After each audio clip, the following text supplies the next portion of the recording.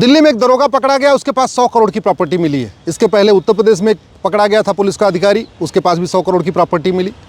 मध्य प्रदेश में एक सिपाही पकड़ा गया था, उसके पास 250 करोड़ की प्रॉपर्टी मिली थी। इसके पहले पंजाब में एक डीआईजी को पकड़ा गया, उसके पास भी करीब 200 करोड़ की प्रॉपर्टी मिली।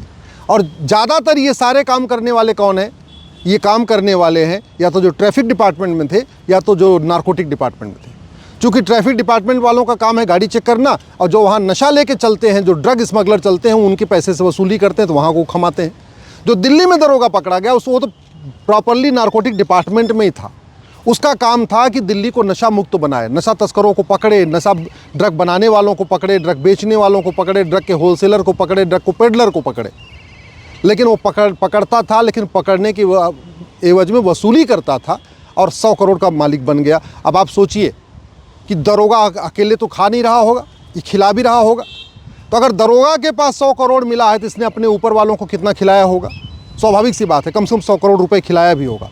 कुछ एसीपी को खिलाया होगा, कुछ डीसीपी को खिलाया होगा, कुछ हो सकता है और भी ऊपर खिलाया हो। भगवान जाने किसको किसको खिलाया हो, तो जांच के बाद पता चलेगा। मैं बार बार कह रहा हूँ, 1 लाख करोड़ का ड्रग कारोबार चल रहा है भारत में, 1 लाख करोड़ का। 10 करोड़ लोग नशेड़ी हो चुके हैं। उसका मूल कारण है जो हमारा नशा विरोधी कानून है वो भी महाघटिया है, दूसरा भ्रष्टाचार विरोधी कानून है वो भी महाघटिया है। चीन में जो घूसखोरी करता है, जो भ्रष्टाचार करता है, सीधे फांसी दे देते हैं। भारत का कानून सड़ा हुआ है। एक तो सड़ा हुआ कानून, ऊपर से मुकदमा चलता है 20 साल, 30 साल, 40 साल। 70,000 करोड़ का कॉमनवेल्थ घोटाला हुआ, किसी से 700 करोड़ भी वसूला नहीं गया। 1,76,000 करोड़ का 2G घोटाला हुआ, 176 करोड़ भी वसूला नहीं गया। 1,86,000 करोड़ का कोयला घोटाला हो गया, 186 करोड़ भी नहीं पकड़ा गया। जब तक हम भारत में चीन जैसा कानून नहीं बनाएंगे, जो भ्रष्टाचार करेगा उसकी 100% संपत्ति जब्त करेंगे, उसकी सिटीजनशिप खत्म करेंगे और साल भर के अंदर उठा के फांसी देंगे, तब तक भ्रष्टाचार नहीं रुकेगा। और ऐसे ही जब तक ड्रग के खिलाफ हम सिंगापुर जैसा कानून नहीं बनाएंगे। सिंगापुर में मात्र 900 ग्राम गांजा पकड़ा गया था एक व्यक्ति के पास, सीधे उठा को फांसी दे दिया। और यहाँ 9-9 कुंटल गांजा पकड़ा जाता है, लोगों को जमानत मिल जाती है। जमानत पे बाहर आते हैं, फिर ड्रग कारोबार शुरू कर देते हैं, फिर जेल जाते हैं, फिर आ जाते हैं 6 महीने में जमानत करा के, और फिर कारोबार करते। कारोबार रुक नहीं रहा। क्यों? क्योंकि नशा तस्करों की 100% प्रॉपर्टी जब्त करने, नागरिकता ख़त्म करने और साल भर के अंदर फांसी देने के लिए हमने कानून नहीं बनाया। और साल भर के अंदर सज़ा तभी हो सकती है जब झूठ पकड़ने के लिए narco polygraph brain mapping test हो। साल भर के अंदर सज़ा तभी हो सकती है जब झूठी गवाही बंद हो जाए, झूठा एफिडेविट बंद हो जाए। और वो तभी होगा जब झूठी गवाही को हम अपराध घोषित करेंगे, झूठा एफिडेविट फाइल करने को अपराध घोषित करेंगे, झूठ बोलने को गंभीर अपराध घोषित करेंगे और झूठ पकड़ने के लिए नार्को पॉलीग्राफ ब्रेन मैपिंग कानून बनाएंगे। और नहीं तो हर जगह भ्रष्टाचार। अभी बंगाल में एक नेता के पास सोने का बेड मिला है, उसकी अलमारियाँ सोने की हैं, उसकी अटैची सोने की है। कहाँ से इतना पैसा आया?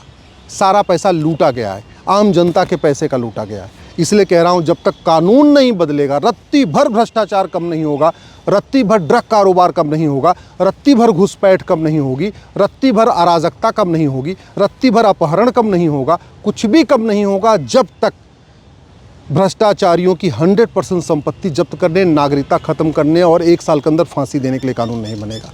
और ड्रग कारोबार, हमारी यंग जनरेशन बर्बाद हो रही है। 10 करोड़ लोग नशेड़ी हो चुके हैं, आप कल्पना करिए आज की डेट में।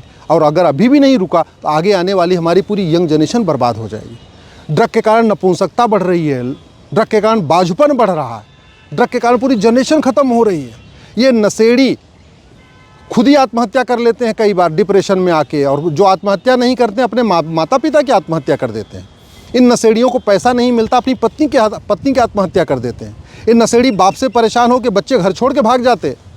नशेड़ियों से परेशान हो के जो पत्नियां हैं वो बहन बेटियां घर छोड़ के भाग रही हैं।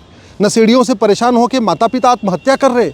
और फिर भी तू मैं आरोप प्रत्यारोप, नूरा कुश्ती, बतौलेबाजी, तू चोर मैं सिपाही हो रहा है। लेकिन सिंगापुर जैसा नशा विरोधी कानून भारत में लागू नहीं हो रहा कि हाँ भाई 100% प्रॉपर्टी जब्त करेंगे, नागरिकता खत्म करेंगे, साल भर के अंदर फांसी देंगे।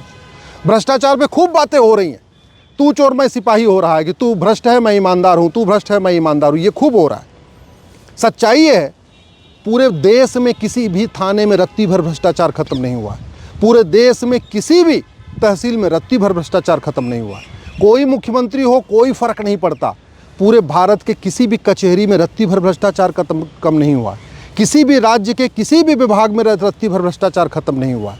न नगर निगम में रत्ती भर भ्रष्टाचार कम हुआ है, न पीडब्ल्यूडी डिपार्टमेंट में रत्ती भर भ्रष्टाचार कम हुआ है, न तहसील में रत्ती भर भ्रष्टाचार कम हुआ है, न थाने में रत्ती भर भ्रष्टाचार कम हुआ। क्यों? क्योंकि सांसद बदल रहे हैं, विधायक बदल रहे हैं, मंत्री बदल रहे हैं, मुख्यमंत्री बदल रहे हैं।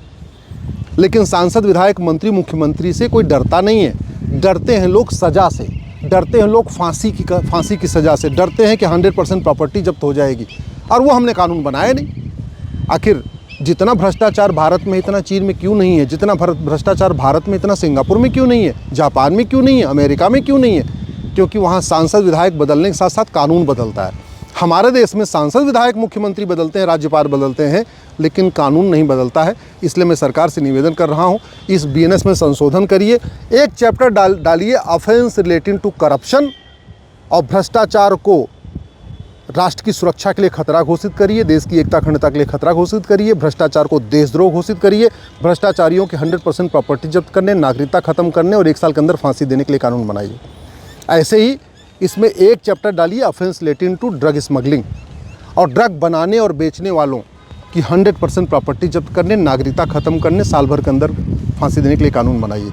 तब जाके ड्रग कारोबार रुकेगा, तब जाके भ्रष्टाचार रुकेगा। नहीं तो कोई सरकार हो, कोई कलेक्टर हो, कोई कप्तान हो, कोई मंत्री हो, रत्ती भर फर्क नहीं पड़ता है।